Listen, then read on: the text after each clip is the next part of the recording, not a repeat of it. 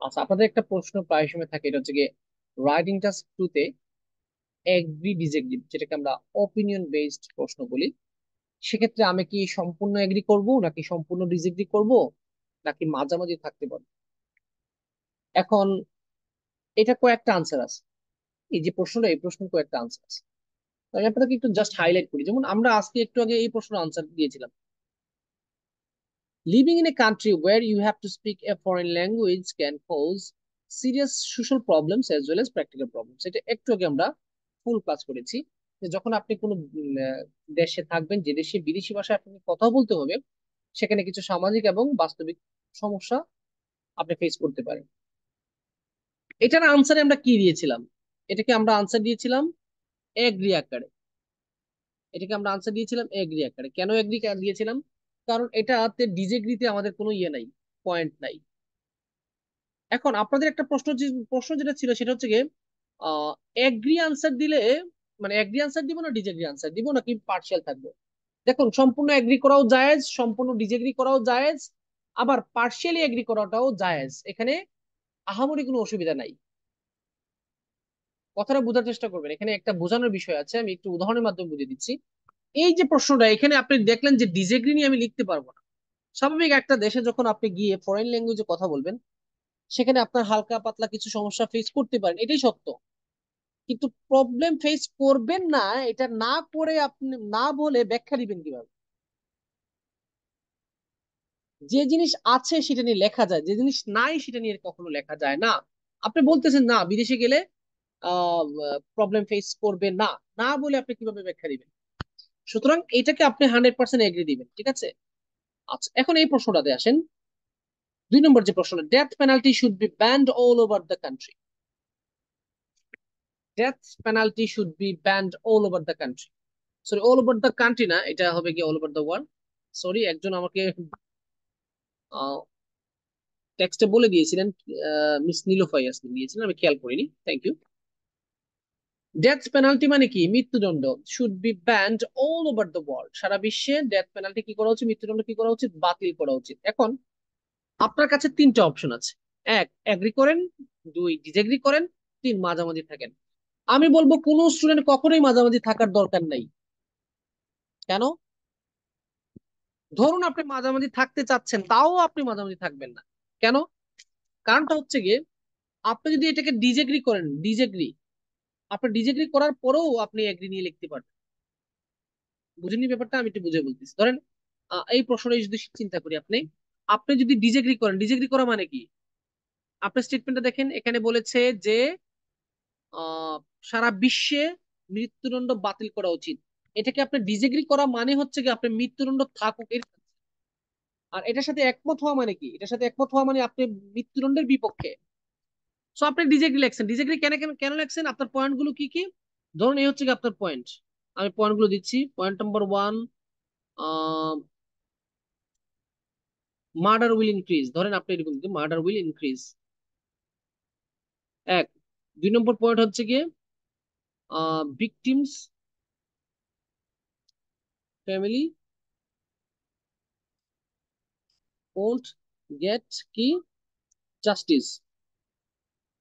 2 নম্বর। 3 নম্বর কি? 3 নম্বর পয়েন্ট কি দিবেন?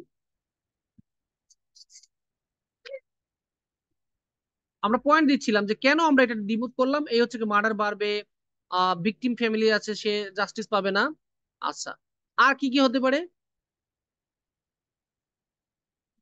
আর কি কি হতে পারে? আর হচ্ছে গিয়ে আহ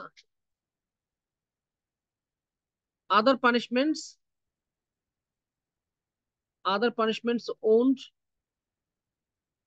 বি ইনাফ। ধরেন আমি এখন খুব গভীরভাবে চিন্তা করছি না, এই জন্য এই তিনটা আইডিয়া দিলাম। সাপোজ আপনার মাইন্ডে তিনটা, আচ্ছা তিনটা দরকার নেই, আমরা দুইটা ধরেন, জাস্ট দুইটা, তিনটা দরকার নেই। আমি আপনাদেরকে বোঝানোর জন্য এটা দিয়েছি। ধরেন আপনি ডিজেগ্রি করেছেন, ডিজেগ্রি করেছেন মানে কি আপনি চাচ্ছেন না যে মৃত্যুদণ্ড বাতিল হোক, মৃত্যুদণ্ড থাকুক। সেক্ষেত্রে আপনার দুইটা পয়েন্ট আসছে, 3 নম্বর পয়েন্ট আসছে না। এখন আপনি কি করবেন? এই দুইটা আইডিয়া নিয়ে কি আপনার পক্ষে সম্ভব পুরো প্যারাগ্রাফ, মানে পুরো 250 ওয়ার্ড লেখা? সবার পক্ষে সম্ভব না। সবার পক্ষে সম্ভব না এই দুই আইডিয়া দিয়ে সে পুরো এগ্রিটা লেখা, পুরো 250 বার লেখা সম্ভব না ডিজেগ্রি, একলা ডিজেগ্রি করে। তখন আপনি কি করবেন জানেন? এই ডিজেগ্রি নিয়ে একটা প্যারাগ্রাফ বড় লিখবেন, লেখার পর ছোট্ট একটা প্যারাগ্রাফ নিয়ে এগ্রি লিখবেন, মানে মার্ডার বন্ধ কর, মানে মৃত্যুদণ্ড কোন কোন ক্ষেত্রে মৃত্যুদণ্ড না দেওয়া উচিত সেটা আপনি বলবেন। যে ধরেন আহ অনাকাঙ্ক্ষিত ভাবে মার্ডার হয়ে গেছে, এটা আপনি বলতে পারেন। অথবা অথবা একজনে মানে হালকা কোনো একটা কারণে মার্ডার করেছে, কারণে বিপদে পড়ে মার্ডার করে অনেকে, ঠিক আছে, কেউ আছে অনেক, মানে কেউ আছে কোনো কারণ ছাড়া মার্ডার করে, কেউ আছে নিজের স্বার্থের জন্য, কেউ আছে স্বার্থ নয়, মার্ডারটা করাটা তার হয়ে গেছিল, এখন পরিস্থিতির কারণে করে ফেলেছে।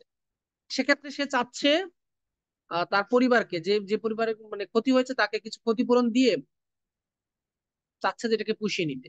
সেক্ষেত্রে আপনি একটা অপশন রাখতে পারেন। কথাটা আবার বোঝানোর চেষ্টা করি, এটা আমার বইতে দেখেন, আমার বইতে এটার আনসার দেওয়া আছে। আপনি চাচ্ছেন যে ডিজেগ্রি করতে, এখন ডিজেগ্রি করতে গিয়ে আপনি বিপদে পড়ে গেছেন কি, যে আমি দুইটা আইডিয়া পেয়েছি, এই দুইটা আইডিয়াতে আমি 250 লিখতে পারবো না। তখন এগ্রির পক্ষে হালকা লিখবেন যে মার্ডার, মৃত্যুদণ্ড এই কারণে রহিত, মানে এই কারণে বন্ধ করা উচিত বা মৃত্যুদণ্ড বাতিল করা উচিত এই ক্ষেত্রে, যে অনেক অনাকাঙ্ক্ষিত যদি কেউ হত্যা করে, কেউ অন্যকে মেরেছে কিন্তু পরিস্থিতির কারণে মারতে হয়েছে এক। আবার এটার সাথে এটাও এড করতে পারেন যে সে চাচ্ছে এখন তার ভুলটাকে সে বুঝতে পেরেছে এবং সে চাচ্ছে যে পরিবারকে একটা বড় অঙ্কের ক্ষতিপূরণ দিয়ে তার পানিশমেন্টটাকে, মৃত্যুদণ্ড থেকে কমাতে। সেক্ষেত্রে আপনি মৃত্যুদণ্ডটাকে তার ক্ষেত্রে বিবেচনা করতে পারেন, এটা বলতে পারেন। এখন এই কথার মানেটা কি একটু আবার ভালো করে বুঝাই। ধরুন আমি বিয়ের উদাহরণ যেভাবে দিই, বিয়ের উদাহরণটা মনে রাখি। বিয়ের পাত্র, এটা আমি আগে অনেক জায়গায় দিয়েছি, আমি প্রতিদিন প্রতিদিন এই উদাহরণটা দিই কারণ এটা খুব বুঝতে সহজ। ধরেন আপনারা বিয়ের পাত্র খুঁজতেছেন, বিয়ের পাত্রের গুণ কি কি, গুণগুলো কি কি? নাম্বার ওয়ান, ছেলে আহ ধরেন নামাজি, আমরা মুসলিম রীতিতে দিলাম নামাজি। 2 নম্বর হচ্ছে গিয়ে ইনকাম ভালো, খেয়াল করবেন কিন্তু এটা, এটা দরকার। তারপর হচ্ছে গিয়ে বংশমর্যাদা ভালো আছে, মানে বিয়ের পাত্রের গুণগুলো আমরা তুলে ধরতেছি। আর কি, দেখতে সুন্দর আছে মোটামুটি, দেখতেও সুন্দর। আচ্ছা 5 নম্বর আর কোনো আছে? ইনকাম ভালো, বংশমর্যাদা আছে, দেখতে সুন্দর, শিক্ষিত, এই 5টা গুণ পেয়েছেন আপনি। এখন দোষ কি? ছেলে তো, একটা মানুষ তো দুষ্ট থাকবে তাই না? কোনো দোষ নাই, মাত্র একটা দোষ, একটা দোষ কি করে বলবো, বলে ফেলি। মাঝে মাঝে নাইট ক্লাবে যায়। আপনার স্যার আপনাকে বলেছে এগ্রি করতে গেলে এগ্রি বলতে পারবেন, ডিসএগ্রিও লিখতে পারবেন, তাহলে বিষয়টা কি দাঁড়াইলো? যে আপনি বিয়ের পাত্রর পক্ষে তখন 5টা গুণ বললেন, বড় বড় 5টা গুণ, তাহলে তো পাত্র গ্রান্টেড। কিন্তু যখনই আপনাকে বললাম যে ভাই দুষটা একটু বলো তো, তখন আপনি কি করলেন?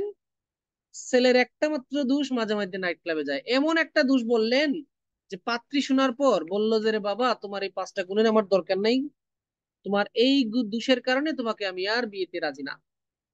এই উদাহরণটা দিয়ে কি বোঝাতে চাচ্ছি জানেন? আপনি এমন কোন আইডিয়া দ্বিতীয় প্যারাগ্রাফে দিবেন না যাতে প্রথম প্যারাগ্রাফের আইডিয়া গুলোকে লাথি মেরে দেয়। আপনি বললেন পাত্র খুবই ভালো, তাহলে 5টা বৈশিষ্ট্য ভালো কথা বলেছেন, এখানে এই দোষটা কেন দিলেন আপনি? তাহলে সে ভালো কিভাবে হবে? সে ব্যবসায়ী হিসেবে ভালো হইতে পারে, সে ছেলে হিসেবে ভালো হইতে পারে, কিন্তু একজন স্ত্রীর পাত্র হিসেবে, বিয়ের পাত্র হিসেবে ভালো হইতে পারে না। তো সেখানে কি করবেন আপনি, দোষটা কি বলবেন? যে একটু একটু লেজি টাইপের, এটা বলতে পারেন। অথবা বলতে পারেন যে কথা বলে বেশি। অথবা বলতে পারেন আহ মাঝে মাঝে রাগ করে, এগুলো বলতে পারেন। কারণ কি, এই এই 3টা দোষ এমন কোনো দোষ না যেগুলো এগুলোকে লাথি মেরে দিতে পারে। এই গুণের তুলনায় এই দোষগুলো কিছুই না, কিন্তু আপনি যখন বলবেন নাইট ক্লাবে যায়, তখন কিন্তু এই 5টা গুণই কিন্তু আর খাটতেছে না। So, এটার মানে এই দাঁড়াইলো আপনি যখন এগ্রি করবেন, আপনি এগ্রি পক্ষে লিখতেছেন, ঠিক আছে, ডিজেগ্রিতে হালকা করে একটা জিনিস লিখবেন, ছোট করে, বেশি বড় কিন্তু হাইলাইট করবেন না, কারণ আপনি তো একটা পক্ষে আছেন। রাইটিং বই যারা কালেক্ট করেছেন, দেখেন রাইটিং বইতে ওইভাবে লেখা আছে, স্যাম্পল দেওয়া আছে ওইভাবে। সো এখানে যখন আপনি ডিজেগ্রি দিবেন, আপনি বলবেন না যে মৃত্যুদণ্ড দিলে মার্ডার, এখানে বলেছেন মার্ডার কম বাড়বে, আবার বলেন না যে মৃত্যুদণ্ড দিলে মার্ডার কমবে, এটা আবার বলতে যাবে। এখানে আবার বলেছেন ভিকটিম ফ্যামিলি জাস্টিস পাবে না, আর এখানে বলবেন না যে জাস্টিস পাবে। নিজেকে নিজে লাথি দেওয়া যাবে না। হ্যাঁ, এটা করা যায়, এটা সমস্যা নেই। হাফ হাফ দরকার নেই। মিস নীলোফার, ঠিক আছে আপনার কথা, হাফ হাফে যাব না। পৃথিবীর কোনো মানুষই কিন্তু পক্ষপাতমূলক ছাড়া নয়। হয় এগ্রির দিকে আপনার তথ্য একটু বেশি থাকবেই, অথবা ডিজেগ্রির দিকে একটু বেশি আপনার তথ্য থাকবেই। যেদিকে আপনি বেশি জানেন ওদিকের পক্ষ নেন, আর অপোনেন্ট পক্ষ নিয়ে হালকা একটু লেখে। হাওয়েভার দিয়ে যে বাতিল করার বিষয়টা, এটা বলবো অন্য সময়, আমি আবার সুযোগ করে একটু আলোচনা করে দিব। এখানে দেখেন, parents are the best teacher, to what extent do you agree or disagree with this statement. এক্ষেত্রে আপনি পার্শিয়ালি এগ্রি করতে পারবেন। এখানে আপনি বলে দেন আই এগ্রি অথবা ডিসএগ্রি, যে কোনো একটা বলেন, বলে এক সাইড বেশি লেখেন, এক সাইড কম লেখেন। যেমন অনেকে আবেগপ্রবণ হয়ে যাবে, বলবেন হ্যাঁ বাবা ভাই তো সবচেয়ে সেরা টিচার। আমি নিজেও তো একজন বাবা, তাই না? কিন্তু টিচার হিসেবে আমি আমার সন্তানের জন্য আমি বেস্ট টিচার কখনোই না। যদি হইতাম, তাহলে ক্লাস ওয়ান থেকে আমি বাইরে কেন দিলাম? শুধুমাত্র আবেগ দিয়ে রাইটিং টাস্ক টু কখনো লিখবেন না। ফ্যাক্ট দিয়ে লিখবেন, ব্যাখ্যা দিয়ে লিখবেন, লজিক দিয়ে লিখবেন, ঠিক আছে? সেখানে আপনি ধরেন আপনি, এটা আমি ডিসএগ্রি করবো কেন? মা বাবা বেস্ট টিচার হতে পারে না, কারণ মা বাবা বেসিক জিনিসগুলো শেখায়, বাদ বাকিগুলো বাইরের টিচারই শেখায়। যদি বলতো যে বা মানে প্রাথমিক টিচার হিসেবে বেস্ট, তাহলে ঠিক ছিল। সেটা আমি ডিসএগ্রি করব। ডিসএগ্রি করে আমি বলবো যে বাইরের টিচার যারা আছে, মা বাবা ছাড়া অন্য টিচার যারা আছে, তাদের ভূমিকাটা কিরকম সেটা ব্যাখ্যা দিব। অন্য একটা প্যারাগ্রাফে প্রাথমিক দিকে বলবো যে হ্যাঁ, ছোটবেলার ক্ষেত্রে মা বাবার ভূমিকাটা বেশি, সেক্ষেত্রে আমরা বলবো মা বাবার ভূমিকা অনেক বেশি আছে, তবে বেস্ট টিচার টিচাররাই, মা বাবা নয়। ঠিক আছে, সো এই সাইড গুলো আপনি খেয়াল রাখবেন। আর সেই জন্য বলেছি স্যাম্পল আনসার পড়বেন। এখন যেহেতু আপনি আমাকে ফলো করছেন, আমি এখন আমার জন্য এটা ফরজ হয়ে গেছে, আমি বলবো আপনি আমার স্যাম্পল গুলোই ফলো করতে হবে। এখন অন্যটা যদি ফলো করেন, আপনার তো লস হচ্ছে না। আপনি যেখান থেকে একটা পরামর্শ দিয়ে যাই সাথে সাথে, এই যে প্রশ্নগুলো আছে, এগুলো আপনি গুগলে সার্চ দিয়ে বিভিন্ন ওয়েবসাইট থেকে পড়েন, দামি একটা পরামর্শ দিয়ে যাই, যেটা আমি করতাম এক সময়। একই স্যাম্পল আনসার কয়েক ওয়েবসাইট থেকে পড়েন, অথবা একটা ওয়েবসাইট বলি writing9.com, ওই ওয়েবসাইটে একই প্রশ্নের কয়েক ব্যান্ডের আনসার দেওয়া আছে, বেশি করে পড়বেন, জাস্ট রিডিং পড়বেন। সিস্টেম তো আপনি আয়ত্ত করতেছেন, এখানে আমার লেকচার শুনতেন হিসেবে আমি বলবো যে একটা যেহেতু ফলো করতেছেন, করেন। 6.5 এর জন্য আপনার ইনাফ। তো এটা তো আমি বলতেছি এই ভরসায়, কারণ আমার স্টুডেন্টের রাইটিং এর রেজাল্ট ভালো। অন্যান্য গুলোতে তেমন ভালো না হইলেও রাইটিং কিন্তু ভালো। তো সেক্ষেত্রে আমি বলবো, লেখার স্টাইল তো ফলো করতেছেন আপনি এখান থেকে, কিন্তু আইডিয়ার জন্য আপনি বিভিন্ন ওয়েবসাইট ফলো করতে পারেন। এই প্রশ্নগুলো লিখে লিখে গুগলে সার্চ দেন, তারপর দেখেন আপনি এক ওয়েবসাইটে বিভিন্ন আনসার লেখছে, এগুলো থেকে স্যাম্পল রিডিং পড়েন, দেখবেন আপনার খুব ভালো লাগবে। ঠিক আছে, এগুলো হোয়াটসঅ্যাপে নক দিন, মিস হাবিবা, হোয়াটসঅ্যাপে নক দিন। আল্লাহ হাফেজ, চলে যাচ্ছে এখানে। আসসালাম।